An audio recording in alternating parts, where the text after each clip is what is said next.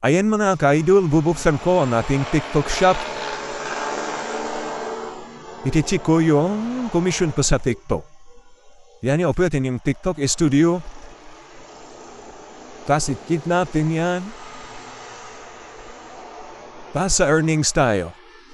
Si kapon 45 pa siya ngayon, di ko alam kung ano na yan.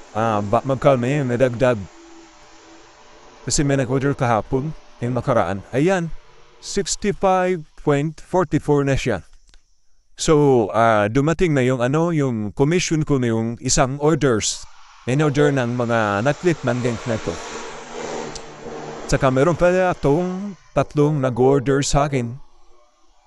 Pabango na yan. Yan, hindi pa dumating yung commission. Kaya extra income din to, mga ka-idolo. Kaya salamat sa mga Netflix ng link sa aking mga videos at saka yung mga bumisita sa aking account, sa TikTok account, sa showbiz ko. Maraming salamat sa